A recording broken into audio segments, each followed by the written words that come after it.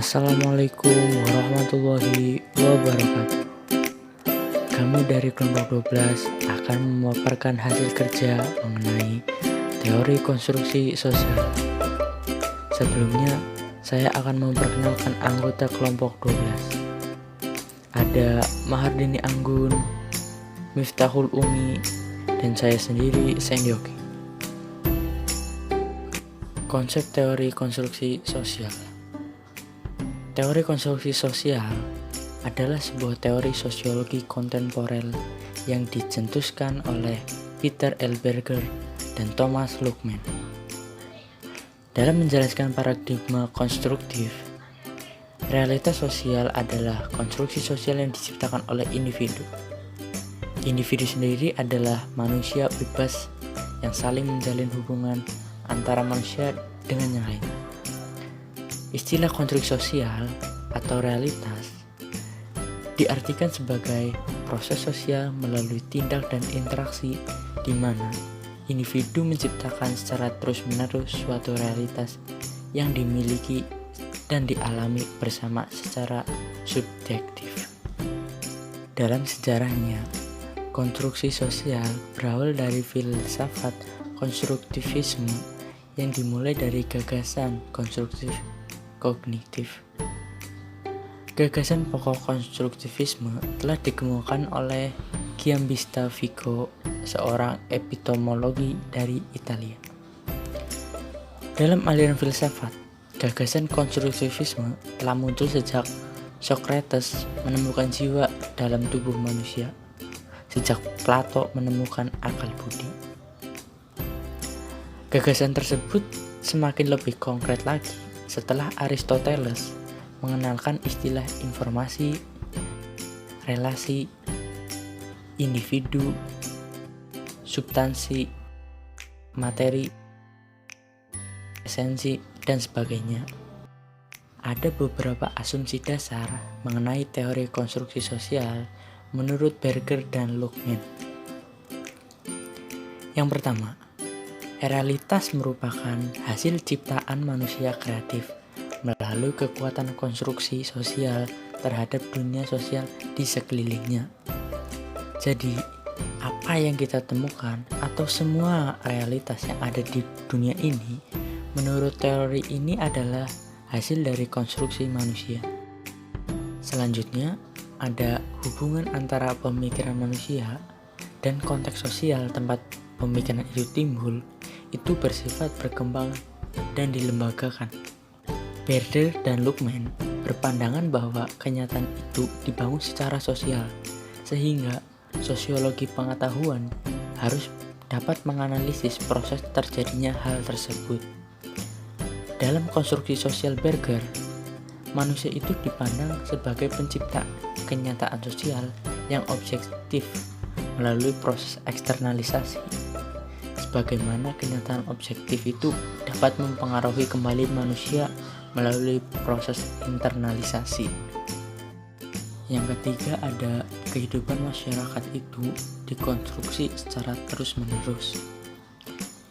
Selanjutnya, poin keempat ada membedakan antara realitas dengan pengetahuan. Realitas di sini diartikan sebagai seluruh kejadian yang tidak bisa ditolak oleh angan.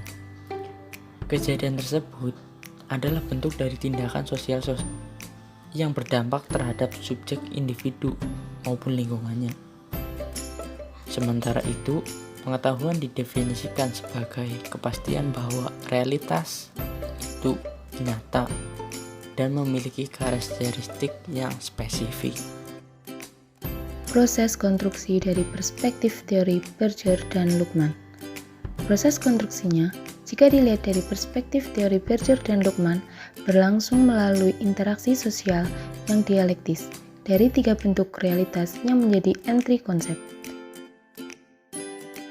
Yakni yang pertama, objective reality, merupakan suatu kompleksitas definisi realitas, termasuk ideologi dan keyakinan, serta rutinitas tindakan dan tingkah laku yang telah mapan terpola, yang kesemuanya dihayati oleh individu secara umum sebagai fakta. Yang kedua, symbolic reality, merupakan semua ekspresi simbolik dari apa yang dihayati sebagai objective reality. Misalnya teks produk industri media seperti berita media cetak atau elektronika, begitupun yang ada di film-film. Yang ketiga, subjective reality, merupakan konstruksi definisi realitas yang dimiliki individu dan dikonstruksi melalui proses internalisasi. Melalui sentuhan Hegel yakni tesis, antitesis, sintesis, Berger menemukan konsep untuk menghubungkan antara yang subjektif dan objektif melalui konsep dialektika yang dikenal dengan yang pertama, eksternalisasi, penyesuaian diri dengan dunia sosiokultural sebagai produk manusia. Yang kedua, objektivasi, interaksi sosial dalam dunia intersubjektif yang dilembagakan atau mengalami institusionalisasi. Dan yang ketiga, internalisasi. Individu mengidentifikasi diri di tengah lembaga-lembaga sosial atau organisasi sosial di mana individu tersebut menjadi anggotanya. Konstruksi sosialnya mengandung dimensi objektif dan subjektif. Ada dua hal yang menonjol melihat realitas peran media dalam dimensi objektif, yakni yang pertama, pelembagaan. Pelembagaan dalam perspektif Berger terjadi mulainya ketika semua kegiatan manusia mengalami proses pembiasaan atau habitualisasi, yang artinya tiap tindakan yang sering diulangi pada akhirnya akan menjadi suatu pola yang kemudian bisa direproduksi dan dipahami oleh pelakunya sebagai pola yang dimaksudkan itu. Yang kedua, legitimasi. Legitimasi menghasilkan makna-makna baru yang berfungsi untuk mengintegrasikan makna-makna yang sudah diberikan kepada proses-proses kelembagaan yang berlainan. Fungsi legitimasi adalah untuk membuat objektivasi yang sudah dilembagakan menjadi tersedia secara objektif dan masuk akal secara subjektif. Baik teman-teman, selanjutnya kita akan membahas mengenai dialektika Berger, eksternalisasi, objektivasi, dan internalisasi. Teori konstruksi sosial Berger dan Luhmann mencoba mengadakan sintesa antara fenomena-fenomena sosial yang tersirat dalam 3 momen dan memunculkan suatu konstruksi kenyataan sosial yang dilihat dari segi asal-muasalnya. Masyarakat adalah sebagai kenyataan objektif sekaligus menjadi kenyataan subjektif. Sebagai kenyataan objektif, masyarakat berada di luar diri manusia dan berhadapan-hadapan dengannya.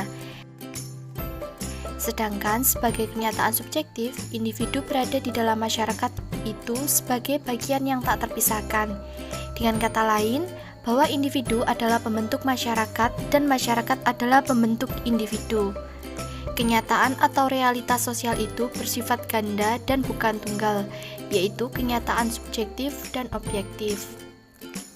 3 macam konstruktivisme menurut Suparno.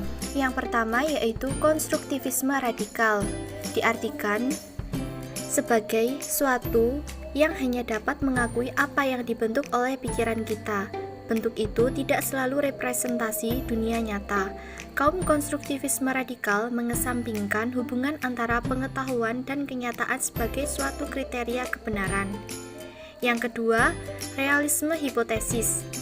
Pengetahuan adalah sebuah hipotesis dari struktur realitas yang mendekati realitas dan menuju kepada pengetahuan yang hakiki. Yang terakhir, konstruktivisme biasa mengambil semua konsekuensi konstruktivisme dan memahami pengetahuan sebagai gambaran dari realitas itu. Kemudian, pengetahuan individu dipandang sebagai gambaran yang dibentuk dari realitas objektif dalam dirinya sendiri. Nah, yang terakhir, konstruksi media massa sebagai sebuah kritik. Teori dan pendekatan konstruksi sosial atas realitas Peter L. Berger dan Luhmann telah direvisi dengan melihat fenomena media massa yang sangat substantif dalam proses eksternalisasi, subjektivasi, dan internalisasi, yang kemudian ini dikenal sebagai konstruksi sosial media massa. Menurut perspektif ini, tahapan-tahapan dalam proses konstruksi sosial media massa terjadi melalui 4 tahap. Yang pertama yaitu tahap menyiapkan materi konstruksi. Yang kedua, tahap sebaran konstruksi. Ketiga, tahap pembentukan konstruksi realitas. Dan yang terakhir ada tahap konfirmasi.